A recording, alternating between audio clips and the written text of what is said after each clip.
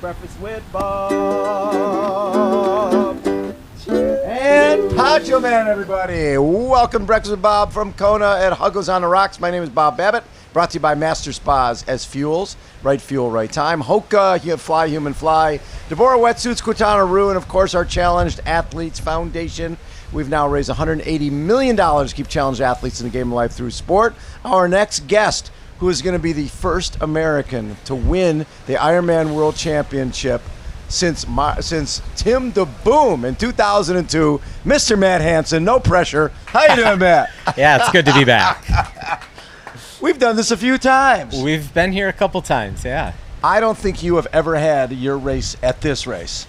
No, I've definitely not executed perfectly yet. Yes. The last time I did it was probably the best that I've done so far. So, yeah, hopefully we figured out a few more things and make a few steps forward. So as this sport gets so much faster, I mean, it used to be if somebody swam 50 and they rode 415, 420, and they ran 245 to 250, they're a factor. Yep. Now you got to be going sub 2. You got to be going sub like 45, 46 for the swim, riding 403 to 407, and running sub 240. Whoa, sure, almost went down. Running sub 240. How have you adapted?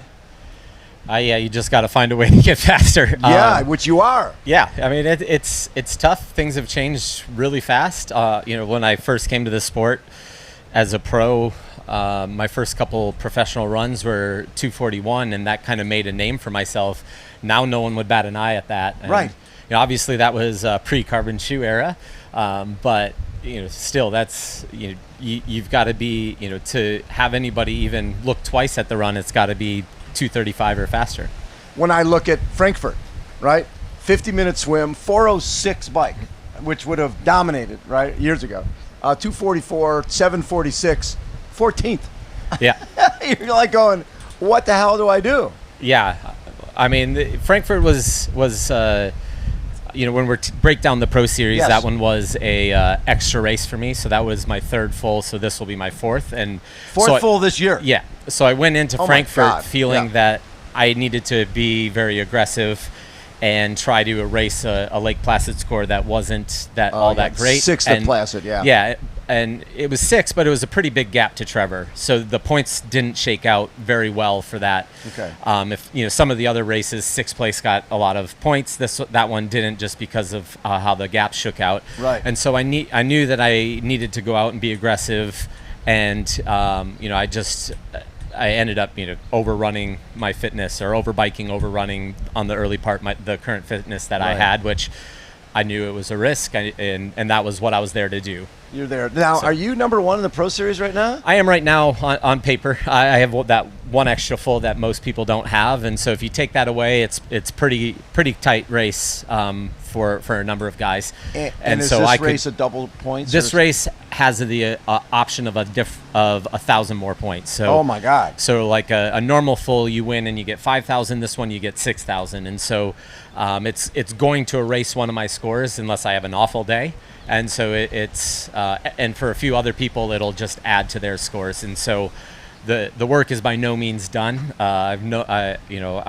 It's great to be leading, but there's still a lot more to do. This Ironman Pro Series was built for Matt Hanson. Yeah, I would have loved to see it 5 years ago. Exactly. I'm like, this is the best thing ever. Yeah. You get to race as often as you like, and you get rewarded for racing as often as you like. And it really rewards brand loyalty and consistency. Yes. Those are things that, being consistent, showing up at races and having good days is important, obviously. And then, it kind of gave me a little bit of a spark last year. I didn't have a great 2023 results-wise, and so I was out on a run here when I was here to support the women's race, and they announced the series. That's and, right. That week, Julie kind of saw the text and goes, "Huh, this is good for you," and the pace picked up, and it just kind of added a little bit more fun, and something else to chase, and a new wrinkle, and so it made this year exciting. That is so cool. Now, is the series end here, or does it keep going? 70.3 Worlds is where it ends. Okay, so this race will be, a lot of things will shake up in this race, and then there'll be a little bit of movement at Western Australia 70.3 2 weeks before Taupo, and then Taupo is the final chance to pad your stats. So put out our bobbleheads here. Dave Scott, Mark Allen, like from 78 when the sport started, when Ironman started, till 93, it was all Americans. And then when Welchie won in 94, then from then on, it's been Europeans, Australians, what the hell, our sport just celebrated 50th anniversary of Sport of Triathlon, created in the U.S. in San Diego. What's it going to take to get an American to win here again? American guy. We haven't had one since Tim DeBoom in 2002. Yeah, there's definitely a lot of talent coming up, and it just takes the right guy executing on the right day. Yeah. If this last year has shown us no one's unbeatable. And, exactly. Yeah. There's people, a ton of talent on the field, and 55 guys all want the same thing at the end of the day. So you've got to come in fit, healthy, and have a little bit of luck, and have a few things go right on race day. When you look back on your career, what do you look at as best race ever? The two races that kind of stick out, obviously, Texas in 2018, I kind of got into a foot race with another guy, and that was pre-carbon shoes, right, and went 234 for the win there. That was just a mental grind, because we were the guy ran in my back pocket for 25 and a half miles and finally got a little bit of a gap on him. And then Daytona in 2020, 70K, right? Yeah, where I was second there, that running up from 20th off the bike, or 20 something off the bike. Yeah, I was a fair bit back, and just kind of chipped away over the 11 miles and found my way on the podium. So how many of the athletes you coach, or your group coaches, how many are racing here? We've got 6 racing here this weekend. So yeah, it's a good number. Makes it a little bit more fun to see people in your kit as you're passing by. Exactly. And hopefully they can look at your position or your posture and get a little bit of encouragement, and you can do the same on the other way. As a coach, you're also a therapist. You a lot of that, right? And the closer you get to race day, the more therapy people. Definitely. Exactly, right? So how involved are you in that aspect of it? Or are your other coaches handling that because you're racing? No, the guys that I coach all the way up to race day. I know that's part of the gig, but to be honest, that kind of gives me a distraction from thinking about myself or getting in my own head. So, it kind of gives me something to think about. I went out and swam the course with one of my guys yesterday, and he's a good swimmer, so it got what I need, then we could just chat through a few things to think about it in the swim as well. And I think he enjoyed it, and it got me what I needed. So yeah, it's good to have a training partner every now and then too. So when we're talking Pro Series and you're racing on race day, obviously you're racing a winter race, but also you want to see how far are you ahead from Trevor? How the other guys, you got to be thinking about those guys as well. Is that something that you'll be getting some stats on during the day, or you just figure you really can't control what you're doing anyways? Yeah, I mean, I can't control anybody else. Obviously, I'll be getting splits hopefully to the next person in front of me, or to the next couple people, and really just focusing on executing the best day that I can, and knowing that if I do that, the results will sort themselves out. And obviously we hope for being at the pointy end, but if you have the best day that you possibly can and you finish 20th, then you got to tip your cap to the 19 guys who beat you, and figure out a way to come back and try to have a better result next year. So did you do Nice last year? I did Nice last year. It wasn't the best of days for me. Had a little bit of a brush in with the car right before a race, and so had a couple broken ribs and couldn't really sit in the aero bars at all. But it was going to be a tough race for me regardless. I don't descend like those a lot of the other guys do, and in order for me to learn that, I would probably have to give up everything else just to spend a year going down a mountain, and so it was going to be a tough day for me.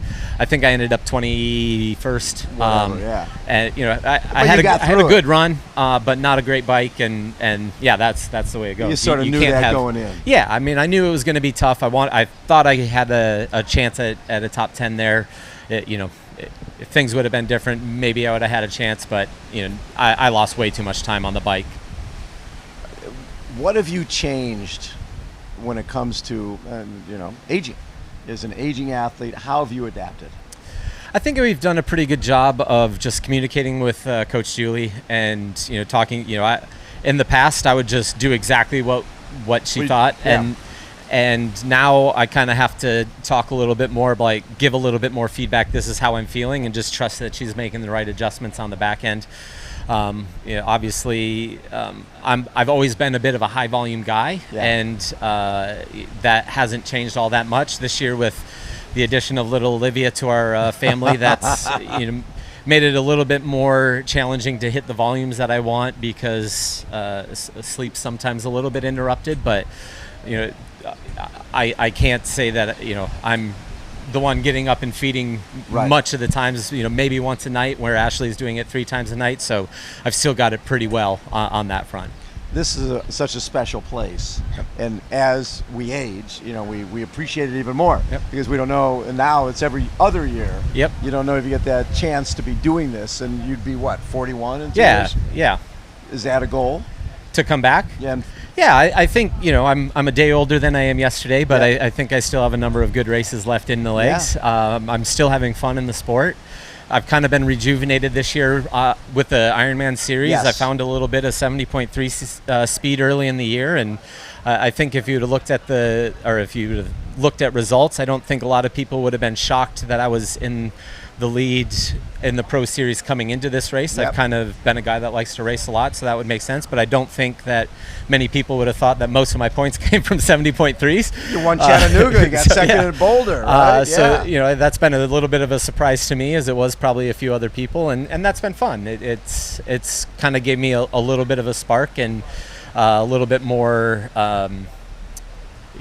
thought about future years and how much long that I want to go. Last year, like I said, I wasn't really happy with how things went, and I didn't have a lot of fun, and so I didn't know if I was going to go beyond this year. And then at the start of this year, things started clicking, and all of a sudden life became fun again. Yeah, so here we are, and you're number 1. Yeah, exactly. So it's been a good year, and hopefully we've got two more solid days in me. I love it, Matt. Always a pleasure to chat, man. Thanks for so many of your athletes who didn't know they could do an Ironman now have accomplished a life goal because of you and your coaches. There's something special about that. Yeah, that's I get a lot of enjoyment and a lot of reward from working with people. Obviously I work with a number of the pointy end, but it's been fun to work with some beginners as well, and just kind of reminds you of all the questions that when they have those questions, it sometimes sparks like, oh yeah, I haven't really thought about that intentionally for a little while. So kind of keeps you grounded and makes sure that you're dotting all the T's on your end as well. Well, and also it makes you realize it is a selfish endeavor to just go out swim bike and run every day. Yep. But when you realize that what you're doing is inspiring those folks to accomplish something they never thought they could accomplish. Yeah, and hopefully you can show them that you can have a little bit of balance in life as well. Exactly. Always a pleasure, Matt. Thanks for having me back. Poncho Man, take us out, my friend. It's Aloha Tuesday. Wanna swim, bike, and run today. Got this breakfast way at bar. Thank you, Poncho Man. Thank you for everybody joining us for day 2. We will be back tomorrow. Magnus Dietlef, 8 o'clock tomorrow morning. See ya.